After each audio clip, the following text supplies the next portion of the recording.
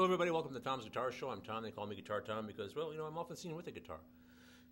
And they call me on the phone. They say, hey, man, what's your show about anyway? I say, well, it's about an hour. About guitars, guitar players, guitar playing, all things guitaristic. So if you don't already know the routine, you call me on the phone if you want to ask a question about the care and feeding of your guitar, what kind of guitar is right for you, how to play the guitar, you know, anything guitar related, or you could talk about the guitarrón, the cítara, the lute, the vihuela, chitolas, banjos, balalaikas, bazookas, bajos, sextos, mandolins, mandoras, mandolas, mandocellos. If you want to talk about, I don't know, did I say lutes, uds, vihuelas, vihuela, tiples, cavaquinhos, pipe organs, piccolos, ocarinas, accordions, trombones or trombomarinas, cornets, cornetos, cornholts,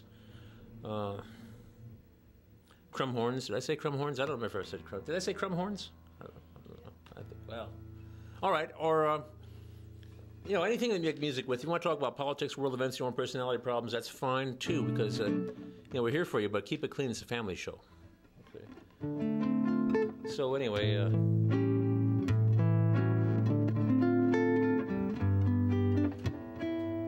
got a guest star here. So.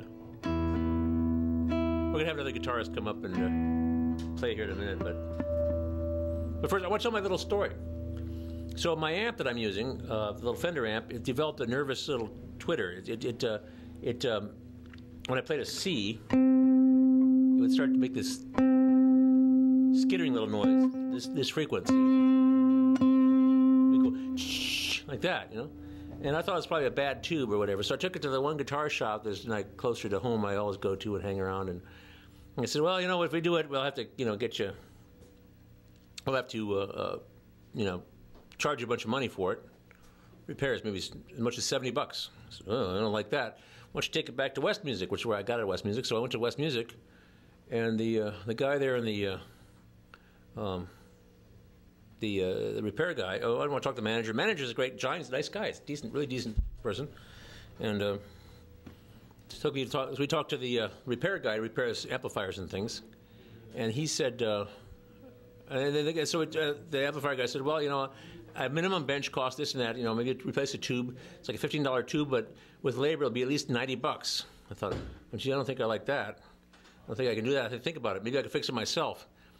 So I was talking to the manager of the whole store in West Music in Coralville and the other guy, and we thought, well, you know, we could just like, so anyway, we took a screwdriver into the back, we went and got a tube out of the, you know, I bought a tube, stuck it in there, and we fixed it, just, you know, standing there. So everything's fine. It was, doesn't make any noise anymore, everything's fine. So I did okay at West Music. I just bought a tube and put it in. Oh, also the repair guy was like, had a 1 week backlog. He had piles of stuff to fix. So, you know, a tube you can just like pull it out, you know, and plug another one in.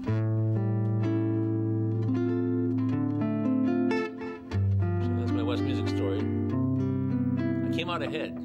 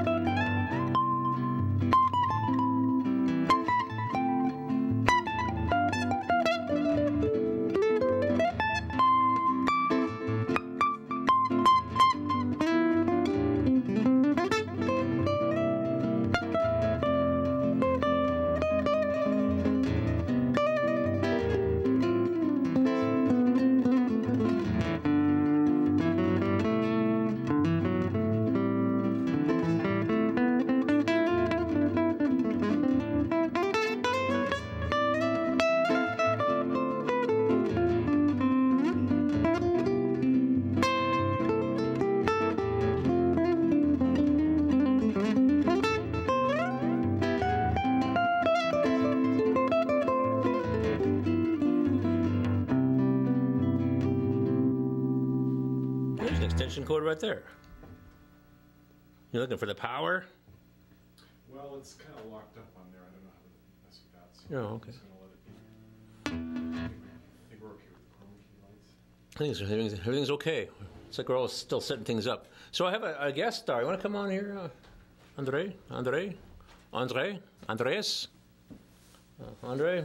Yeah. So you're a guitarist. Are you in tune? That's a question. I wonder if you're in tune. Yeah. Can I see your guitar for a second? We should have thought of this earlier.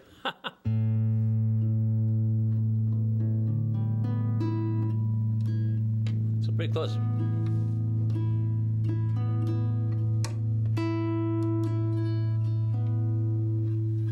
We're going to play some duets.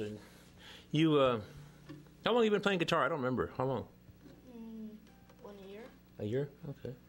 So you're sort of a beginning classical guitar, though, aren't you? We're doing other things, but do you know what classical guitar is? Basically, kind of. I was just thinking. See, here's my thing. You got a young guy like you, with a hat and everything on the classical guitar. And I figured someday I'm going to be too old and decrepit to keep on doing what I do, So I thought, the younger generation, fill in. And that would be you. Okay, one last question I want to ask you is, you think I should play this electric classical guitar, or you think I should do something crazy and play that yellow one? You think this is better or that one? That one. You want this one? All right. So what are we going to play? Let it be. Let it be, okay. Okay. I'm going to turn it down a little bit even more. Like. Go ahead.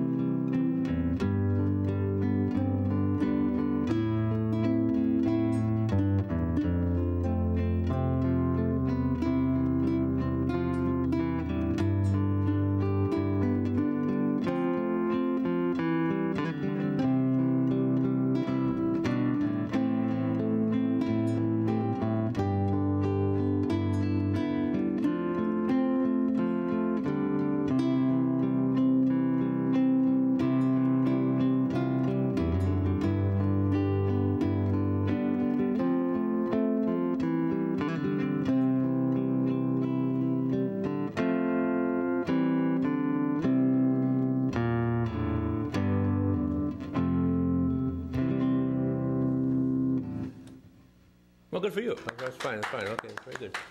Very good. Yeah. So. Yeah. So what else? Oh, we want to do yeah. Nowhere, man. Another Beatles song. Sure.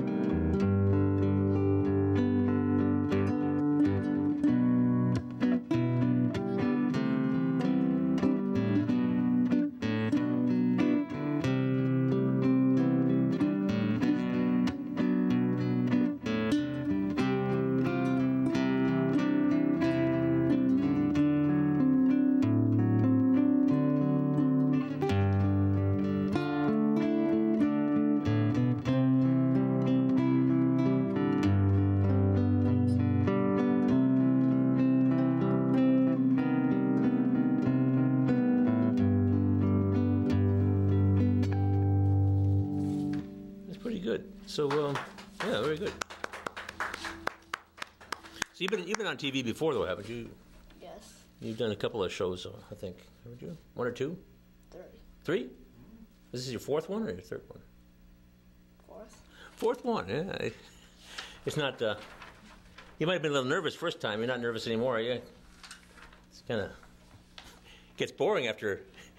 Tossing into a showman with the hat there. Well, the hat really makes. I think a hat. I mean, you're not totally dressed unless you have your lid. You know. Anyway, yeah, little Bach.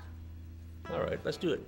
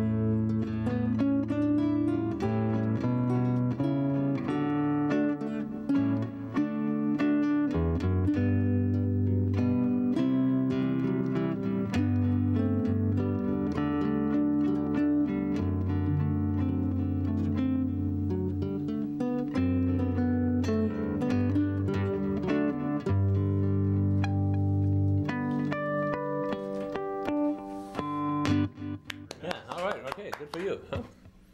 Guess that's about it, isn't it? So, unless you want to tell some jokes or something. You know any jokes? No. No? Oh, okay. Except you said it was Bach. I thought that was the Supremes. Bach? That wasn't it the Supremes song? Da, da, da, da, da, da, da, da. Actually, I mean, it was a Supreme song, or maybe it was, I think Petula Clark might have had a song too. But the thing is, it wasn't really Bach. It was actually something he wrote down, but it was a pop tune. It was the dance craze, you know, back in the early 18th century. It was a minuet, and so he didn't actually compose it. He just wrote it down for his daughter to play. Well, that's what I've heard. I wasn't there, and you know, good job there. I'll see you later, Andre. Thank you. Bye bye. Yeah, there he goes. So anyway.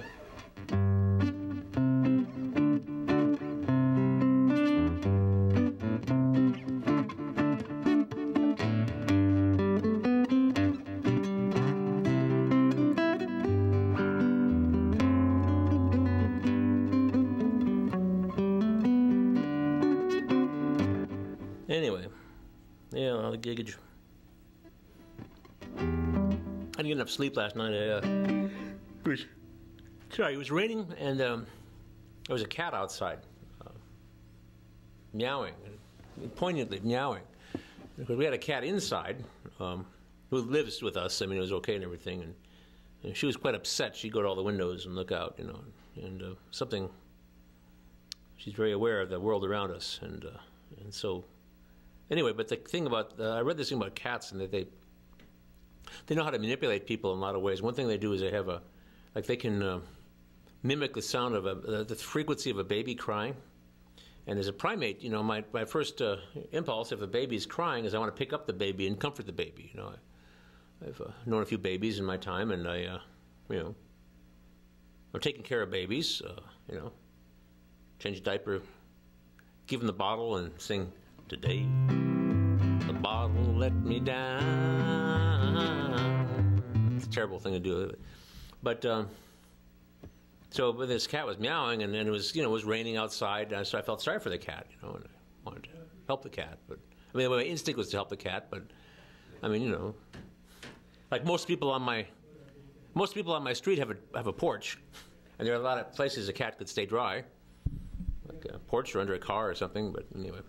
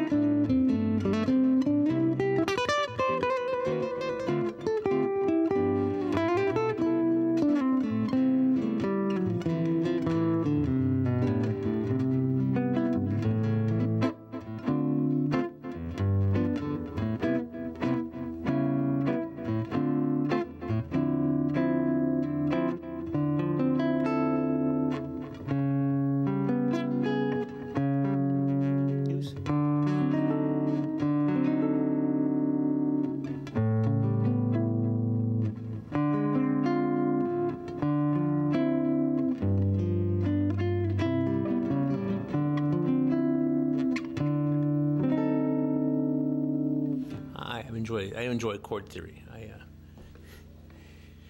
I'm trying to cut down on my guitar collecting issues. This is expensive. So one thing I could do if I want to be a hoarder is, instead of hoarding guitars, musical merchandise, is I can collect chord voicings, like chord inversions, ways to play chords. I can collect chords, and The deeper I get into it. See, when I was a boy, here I go. That's right. When I was a boy, I was in the jazz band in high school, and I was a classical guitar student, and I knew a little folk. And I thought it might be easy, but then they gave me these charts, you know, and they had all these chords I'd never heard of before. And there are important things about chords. You know, you look at a chord, maybe it has a kind of a long equation, and this is fresh in my mind because I was trying to go through this with a student earlier today. It was a guy who's been playing guitar for a while. He's in a band, and he's plays in a band, and they play in bars and things. He's one of my students up at Coe College, and it's kind of a weird thing for me. I got to give people grades and everything. I teach in the college, you know, and I give people grades, but I really want them to learn stuff, you know. So maybe somebody's a senior and they're gonna go off into the world, and this might be the last guitar training they get. So I want to impress upon them, like they might know some basic chords, they might not even know what they're called. They might know some moves because they've been playing certain things that are fairly simple. They play them in a band, and they they're the hit on Saturday night. So one of my things is like, what if you have a chord that says minor 7 flat 5,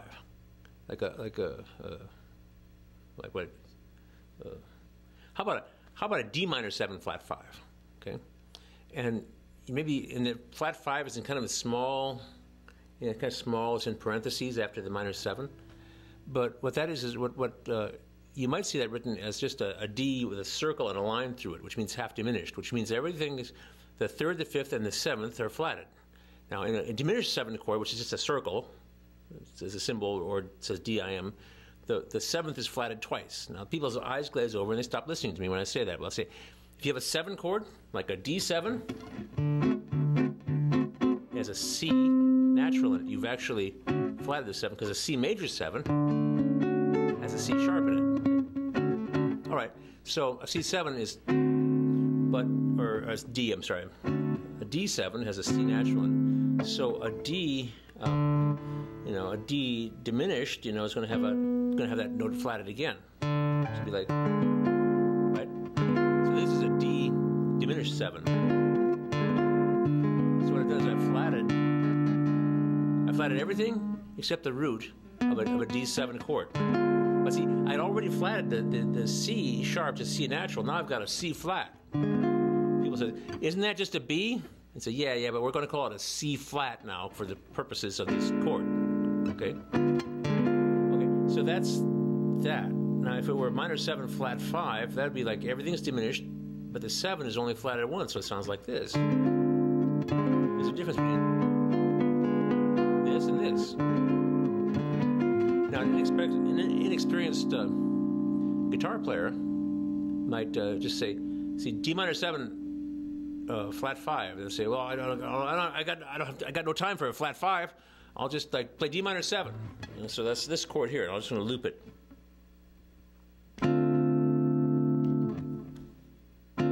Right. Okay. Nice chord. Now I'm going to play minor 7 flat 5 or half diminished. Same time. Let's see how it sounds. Here we go.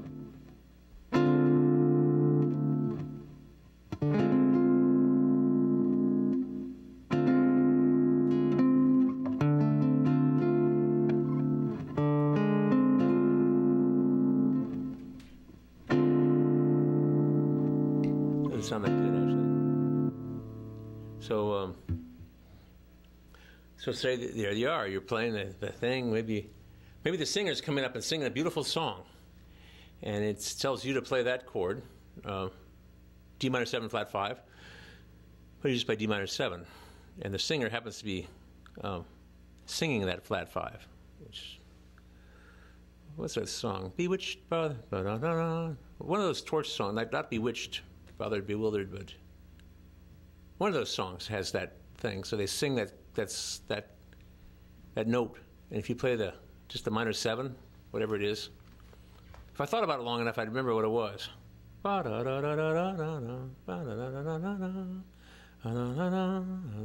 I think it's Bewitched, Bothered, and Bewildered. There's a place in there where there's a chord. And I worked in this. I taught a lesson to somebody, and they said, this doesn't sound like the right chord. And they played the minor 7, but it said flat 5. And You say, oh, that's a half diminished. You're singing the flat 5, and yet you're playing a perfect fifth.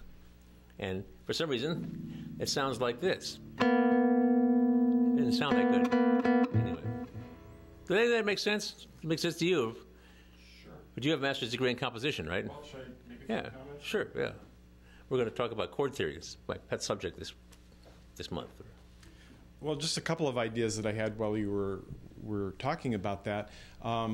You talked about the enharmonic equivalencies, and that a C flat's not a B, and things like that. And for people who are interested in metaphysics and philosophy, it's a really philosophical thing, because it brings up like quantum physics and contextuality. Like the note B, the number of the vibrations in a second. Vibrations is the same as C flat, but the note B in a C major scale is a different universe from, say, a C flat in a C flat scale or something. In other words, it's the same sound, but depending on its context, and the context is always shifting. There's no fixed point. It depends on what key you're in. And that changes around.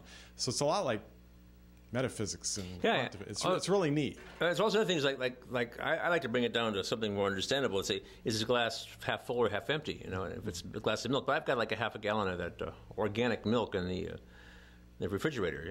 We just opened it up, I guess, yesterday. So I've got plenty of milk. I can refill my glass. But my feeling is like driving back from Omaha in the middle of the night, and you say, is the gas tank half full or half empty? And you start thinking, when are you going to make that truck stop? Because it's a long way kind of between Omaha, Council Bluffs area to the Des Moines area. There's like not a lot of gas stations there. It's kind of remote out there. Is that, is my tank half full or half empty? But anyway, that's another story. Well, it's same fact, but different context. That's right, different context. And that's what I was trying to explain to somebody else. And there's a rather elaborate, I got one guy, one of my students.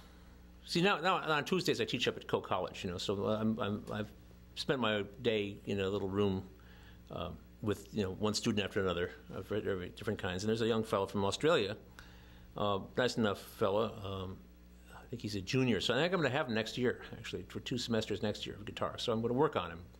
Because back in Australia he played guitar, but he just, he was like played some rock and some folk and tablature on the internet. So now we're getting to what it is, so we're playing St. Louis blues, like.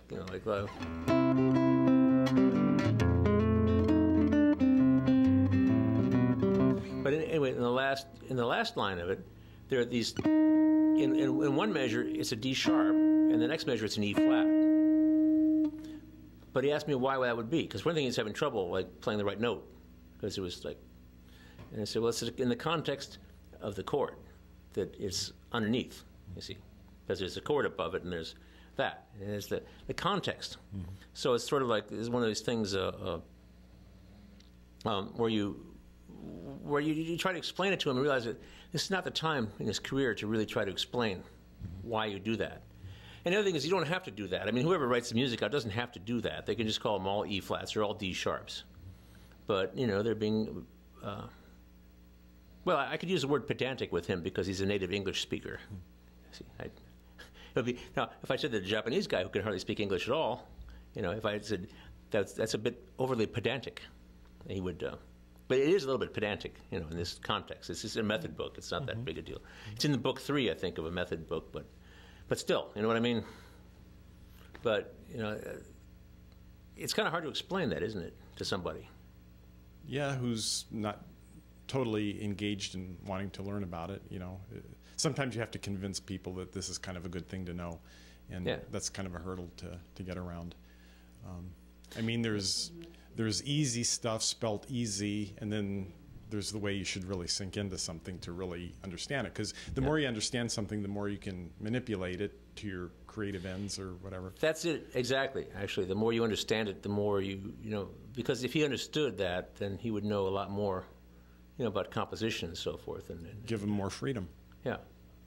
And the more you know, the better. The other thing is, you can always play very simple music. Like, you could be in a rock band or something, or a blues band, where you play something very basic, and you could be well educated and still play that way.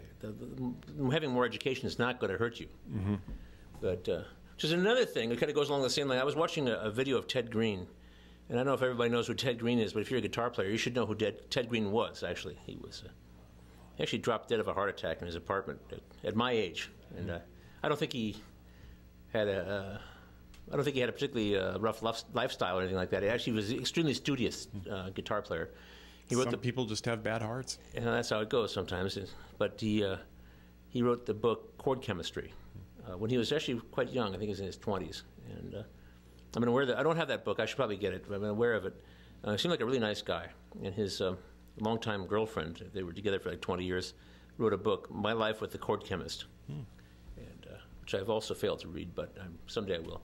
But anyway, but there was this thing. He was teaching a workshop, and people were like asking him questions, you know. And he was somebody with what sounded like a German accent asked him about playing blues with more than just the three chords, you know, the 1, 4, 5. No, 1, 4, 5. And he said that there's a lot of stuff you can do. You know, you can do it within the chord. You can, like, here's an A chord. I go. Like, this is what he was doing, I think. I'm taking the third, or actually the fifth, right? Taking the 6, dominant 7, and then the third, 4, 5, 4. So, and that's, you know, that's I'm still doing an A chord, but I'm messing with it. But he said that when you get beyond that, when you start doing it, and he started going into some really thick chord, talking about chords, you know, suspended chords as opposed to an 11, because an 11 and a 4 are the same thing, except that if it's an 11 chord, you have the third in there, you put an 11 on top of it instead of changing the third to a fourth. And he's talking about this stuff, you know, and I was following it, but of course, I'm the same age he was when he died. And I've been like working on this for a while. People wouldn't necessarily understand it, but it was like interesting to me. And then the other thing he said was when you go past that, though, you start adding more chords to something for the blues, and you start playing something else. It sounded like jazz. He said if you're like in some sort of Texas Roadhouse gig, and you start playing that stuff, you cross the line. There's a line somewhere where it's not blues anymore, and the kind of like keeping it to the three chords, and then working within that, you know, keeps it blues, and then start turning it into jazz. And so there's certain lines you don't want to cross, you know, in context, he said. So that's the sort of. So I thought, wow, you know, I was watching that and thought, yeah, that's right. And he would know because he's Ted Green, or he was. And, so Ted Green, Chord Chemistry, that was his book? Yeah, the book Chord Chemistry. That's piqued my interest. Yeah, Ted Green with an E on the end of the Green, Greene. Okay. Ted Green. So you actually had workshops with this guy? I haven't had workshops with this guy. I've been watching YouTube clips. Oh, you were watching him on video, and you understood what he was saying via the He was video. doing a workshop. I watched this like last week. And it was from some years ago, not that many years ago, because he died not that many years ago. But he there's a fair amount of his stuff on YouTube of people, and one guy, somebody, one of his students videotaped all his lessons with him, and he put them up on YouTube. Wow. Yeah, the value of YouTube. Yeah, well, I wrote an article about YouTube when I was fairly new about how you could watch these things. You could watch, Chet Atkins, close-ups of Chet Atkins playing on.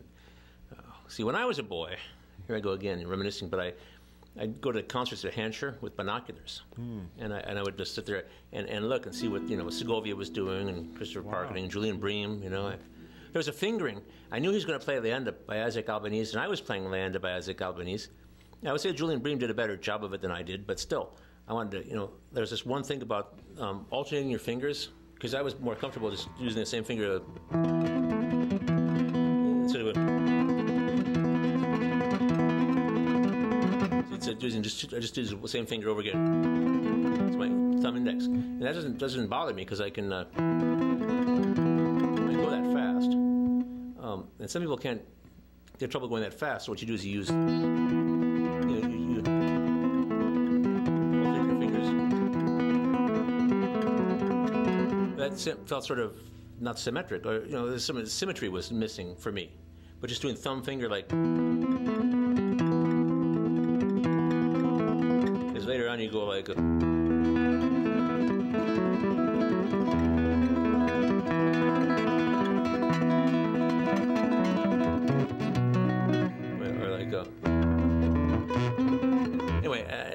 it's a long story.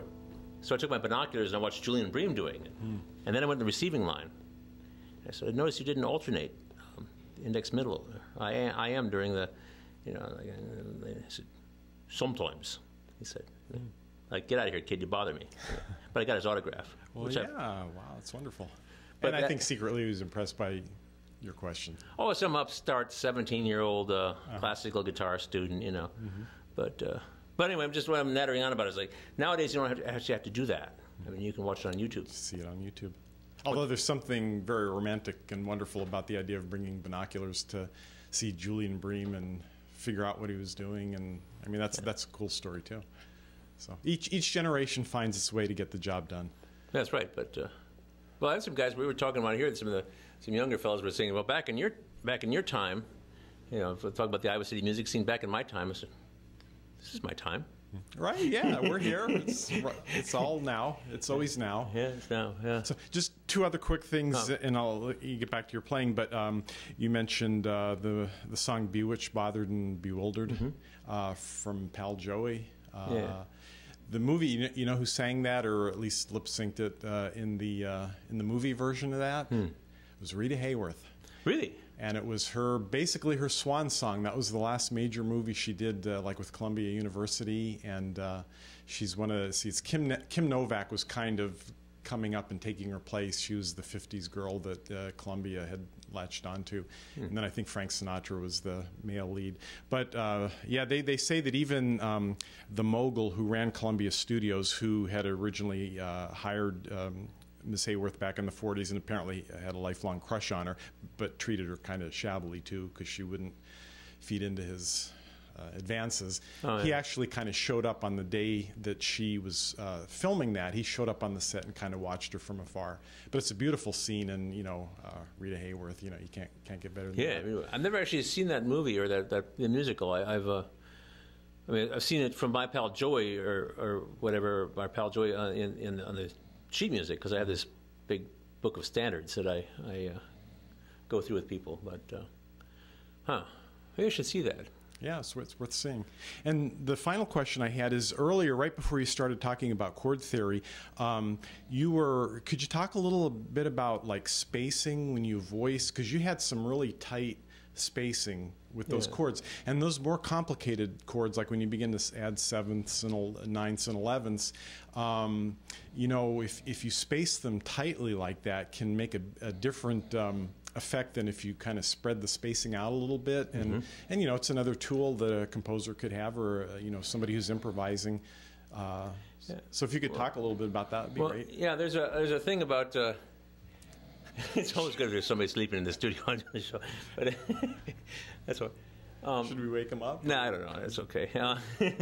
But no, but the thing is, like if you're okay, but like something like a suspended fourth, what do? What you do is you take the third and raise it to a fourth, but the fourth is right next to a fifth. It's like we're one note apart. So I have like a, so.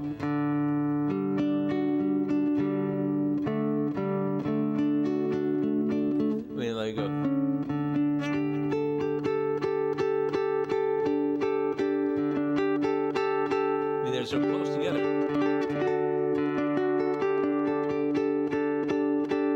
So I have this note.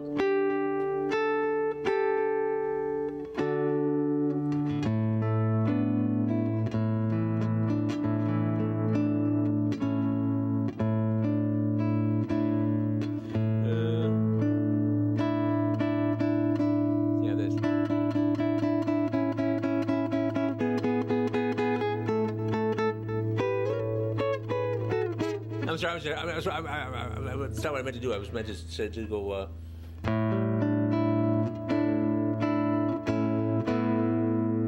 If I suspended a second, I have that's a second's only one note away from the one.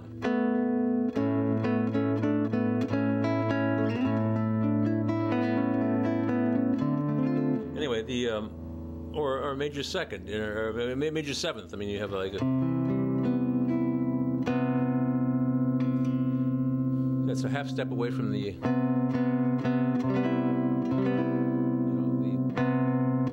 root. actually 7 notes away from the root, but when they think about it, the root.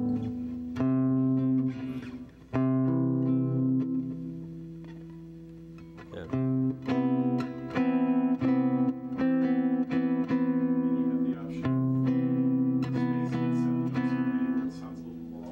Yeah. You put it right next to it. Like that.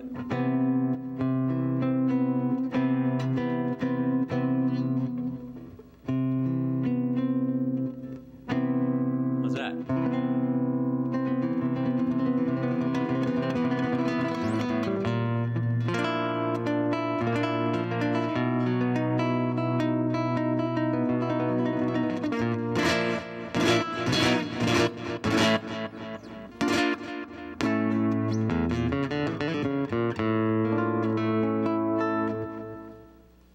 I was going to play my Lamborghini Yellow Flying V though before the show's over. I really like this guitar. The other night, oh, I should actually. Bob's not here, you know, but he should be back next week. But Bob always asks me, you know, where I'm playing, and so I just wanted to announce officially I'm playing, of course, at the Tuscan Moon. But the Saturday night, Friday night, I'm at the University Club, where you have to be a member. If you are a member, I'd go there. I'd be quite posh and rather nice. And then Thursday night, I'm at the Mendoza Wine Bar in beautiful downtown Coralville, which is adjacent to their new Performing Arts Center. In fact, if you go out the back door, the Mendoza, you end up in the lobby of the Performing Arts Center. So it's right down there, right across from West Music.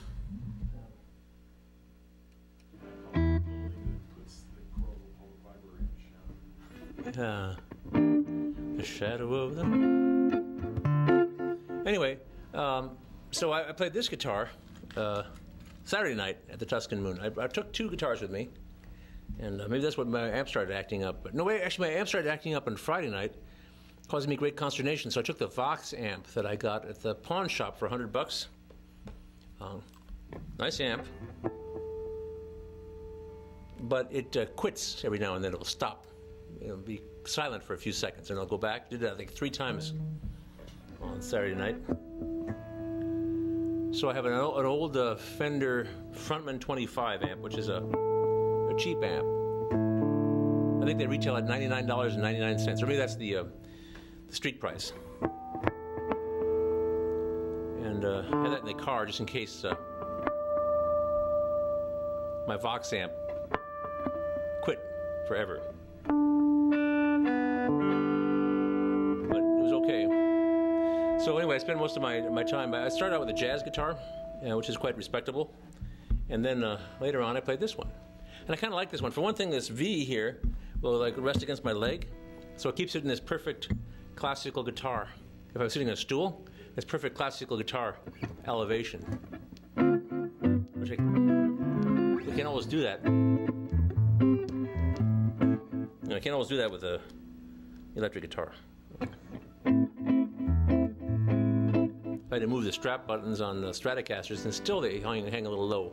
But this one, I just stops on my leg, so I recommend a Flying V for all classical guitarists gone astray, because not only is it about as far as you can get from your respectable classical guitar, but you can hold it properly without too much difficulty. So.